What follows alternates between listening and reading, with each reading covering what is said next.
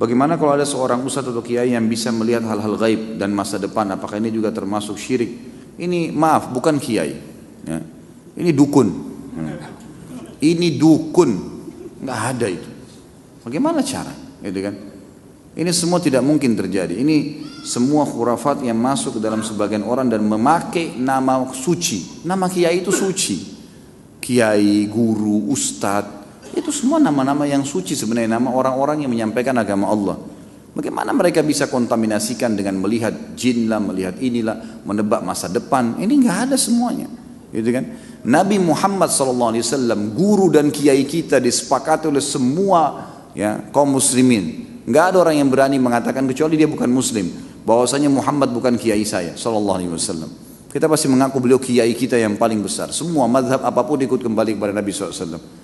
Nabi SAW kalau didatangin oleh beberapa sahabat yang bertanya dan beliau belum tahu hukumnya, belum ada wahyu, beliau diam, tidak ngomong.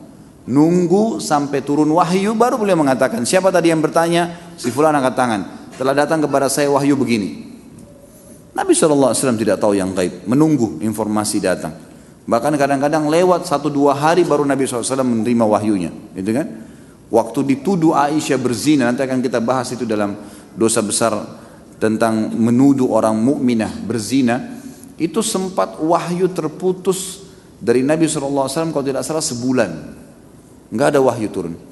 Nabi SAW tidak tahu benar nggak istrinya berzina nih. Sampai beliau bingung sendiri menghadapi Aisyah pada saat itu. Ngumpulin sahabat, nanya, sahabat bertengkar, ribut, ada yang dukung, ada yang enggak. Datang ke rumahnya Aisyah, ditanyakan Aisyah, Aisyah mengatakan tidak, saya tidak melakukan. Sampai turun firman Allah Subhanahu Wa Taala. Nabi SAW terjadi pada rumah tangganya. Turun ayat Al-Quran, nanti akan kita bahas tuh. Ayat-ayatnya lengkap semua menceritakan. Beliau tidak tahu yang gaib. Bagaimana ada orang yang mengaku kiai, kemudian bisa melihat yang gaib, bisa tahu masa depan? Bagaimana caranya? Allah mengatakan dalam Al-Quran tentang Nabi SAW dan Nabi disuruh ucapkan itu. A'udzu billahi minasyaitonir rajim. Qul law kuntu a'lamul ghaiba lastakthartu minal khairi wa ma massani as-su. Katakan hai Muhammad kepada mereka, kalau saya ini tahu yang gaib, maka pasti saya akan perbanyak kebaikan-kebaikan dan saya tidak akan ditimpa masalah. Tidak akan ditimpa masalah karena sudah tahu, oh di sana nanti ada orang yang ganggu saya. Udah saya enggak usah ke sana. Nabi SAW di perang Uhud kena pedang. Sampai kemarin kita bahas kabar Abdurrahman bin Auf bagaimana melengket pedang di topi besi beliau dan Abdurrahman cabut radhiyallahu anhu dengan giginya sampai giginya tanggal. Luka berdarah kening Nabi SAW. Gigi beliau sempat pecah. Pundak beliau sempat kena hantaman pedang orang kafir. Nabi SAW tidak tahu itu sebelum keluar dari Uhud, sebelum keluar dari Madinah. Enggak tahu sama sekali. Bahkan beliau mengatakan saya rasakan sakitnya sebulan, gitu kan? Kalau Nabi SAW tahu, Nabi tidak akan keluar. Tapi memang begitulah, gitu kan? Memang tidak ada yang tahu.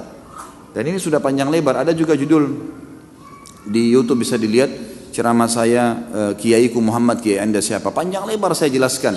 Banyak dalil-dalil Al-Quran, banyak sekali yang menjelaskan kalau Nabi SAW tidak tahu hal-hal yang gaib, tidak tahu masa depan, gitu kan?